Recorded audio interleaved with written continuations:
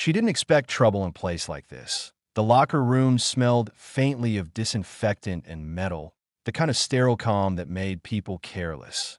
Lockers lined the walls, benches bolted to the floor, fluorescent lights humming softly overhead. It was late afternoon, the end of a long training day. Her name was Clare Morgan. To everyone else, she was just another woman assigned to the facility. Quiet, focused, older than most of the trainees, but not in a way that drew attention. No flash figure, no rank symbols, no reason to look twice. That anonymity was intentional. Claire kept her head down as she reached her locker, movements efficient, economical. She'd learned long ago that blending in was often safer than standing out. Laughter echoed behind her. Hey, a voice called out, sharp and careless. You in the wrong room? Claire didn't turn immediately. She finished opening her locker, unhooked her bag, and placed it inside. I'm where I'm supposed to be, she said calmly. 3 figures stepped closer. Young, loud, the kind of confidence that hadn't yet been tested. One of them smirked. Didn't ask for your opinion. Claire finally turned. Her expression was neutral, unreadable.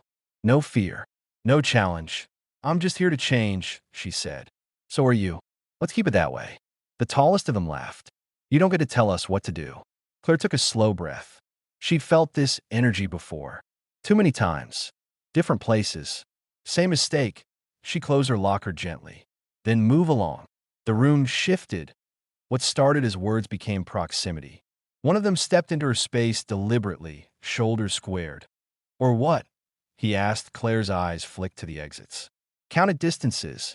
Measured angles. Nothing, she said. I don't want trouble. That answer seemed to irritate them more than defiance ever could. Too late, another voice muttered and a hand grabbed her shoulder. Claire reacted instantly. Not violently, but precisely, twisting just enough to break the grip and step away. Don't touch me, she said quietly. The tone changed everything. It wasn't fear. It wasn't anger. It was final. The tallest one lunged again, arms clumsy, tried to intimidate rather than control. Claire moved sideways, redirecting his momentum. Another arm came from behind, attempting to restrain her. For a split second, the room felt very small. Claire dropped her center of gravity, breaking the hold with practiced efficiency. No wild strikes, no panique, just muscle memory built over decades. She ended it quickly. One of them stumbled backward, hitting a bench hard. Another lost balance, catching himself against the lockers.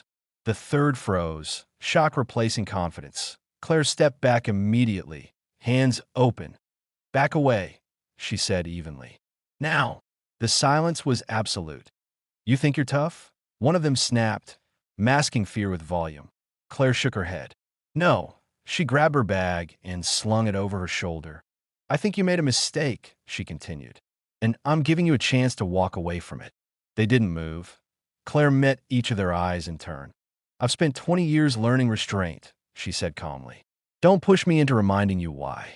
Something in her voice landed. They stepped aside. Claire walked out without running. Outside, the air felt cooler. She paused, grounding herself, letting the adrenaline fade the way she'd been trained to do.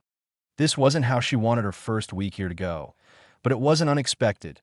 Later that evening, Claire sat alone on a bench overlooking the training grounds, watching lights flicker on as the sun dipped low. A familiar figure approached quietly. You okay? Mark Reynolds asked. Claire nodded. Handled it. Mark studied her for a moment. Word travels fast. She gave a faint smile. It always does. You could have reported it. I still might, she said. But first, I want to see what kind of place this really is. Mark sighed. You always test the room. Claire stood.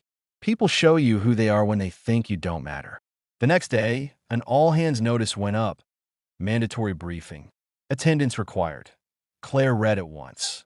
She knew exactly what was coming. If this story has pulled you in so far, make sure you subscribe to Generals and Truth Stories, because part 2 is where the truth comes out, consequences arrive, and quiet strength speaks louder than force.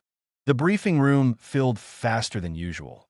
People took their seats quietly, the low hum of conversation stripped of its usual confidence. Something had changed overnight. The kind of change you could feel before anyone explained it. Claire sat near the back, hands folded loosely in her lap, posture relaxed.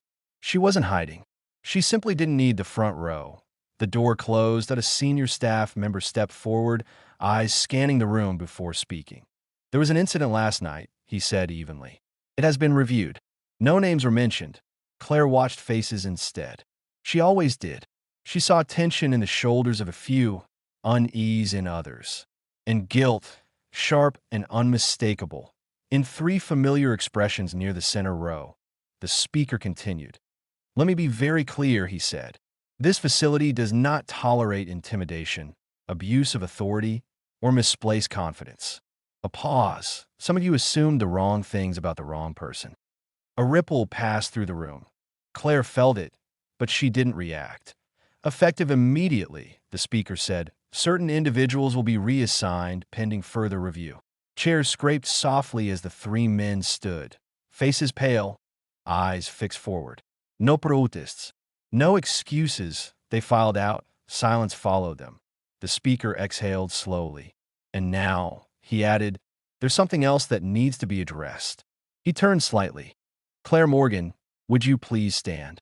The sound of her name echoed louder than it should have. Claire rose calmly. People turned in unison. Some recognized her from the locker room incident. Others from training sessions where she'd kept pace without effort. Most still didn't know what to think. The speaker nodded once. For those of you who don't know, Claire is not new to this environment. Claire met the room with steady eyes. She's here on a temporary assignment, he continued, to observe, advise, and evaluate. A murmur rippled through the rows. Claire didn't correct him. Not yet. The briefing ended shortly after. People exited slower than usual, glancing at Claire as they passed, unsure whether to speak. She waited until the room cleared. Outside, the sky was overcast, heavy with the promise of rain. Claire walked the perimeter path, hands in her jacket pockets. Thoughts quiet, she'd spent 20 years in places where mistakes cost more than embarrassment. Where fear had to be controlled, not erased. Where strength wasn't something you announced. She hadn't planned to reveal anything here, but plans adjusted. A familiar voice called out behind her, Claire. She turned. Mark Reynolds approached, expression unreadable. He'd known her long enough to sense when something was shifting. They figured it out, he said. Part of it, Claire replied. You okay with that? Claire considered the question. I'm okay with truth, she said. I'm not okay with silence, protecting the wrong people. Mark nodded slowly. They want you to speak. Claire raised an eyebrow. About what? About leadership, he said. About restraint. About why experience matters more than volume. She exhaled. That's not a speech people like. No, Mark agreed. But it's the one they need. That afternoon, Claire stood in front of a smaller group. No stage, no spotlight, just space. I'm not here to embarrass anyone, she began calmly. And I'm not here to intimidate. She paused, letting the words settle. I'm here because experience teaches you patterns, she continued. And one of the most dangerous patterns is confidence without accountability. I stayed fixed on her now. When you believe no one can challenge you, she said, you stop questioning yourself. That's when mistakes happen. She looked around the room. I didn't defend myself because I wanted to win, Claire said. I did it because restraint is part of responsibility. Someone shifted uncomfortably. Strength isn't loud, she added. It doesn't need witnesses. And it never needs permission to protect itself. The room stayed silent. Later that evening, Claire returned to the locker room. The same fluorescent lights. The same benches, different energy. People made space without being asked. Conversation stopped. Respect, not fear, hung in the air. She changed quietly. Movements unhurried. One of the men from the previous night stood near the exit, hands clasped tightly. I'm sorry, he said suddenly. Claire looked up. Not because of what you can do, he added quickly. Because of what I did. Claire studied him for a long moment. Apologies matter, she said. But change matters more. He nodded, swallowing hard. I won't forget, he said. Good, Claire replied. That was enough. Her assignment ended weeks later. No announcement. No farewell on her last morning. Claire packed her things and walked the grounds one final time. The place felt steadier now. Quieter. More aware. Mark met her at the gate. You left an impression, he said. Claire smiled faintly. That wasn't the goal. It never is with you, he said. That's why it works. She paused, looking back once. People think power is about being untouchable, she said. But real power is knowing when not to use what you have. Mark nodded. You'll be missed.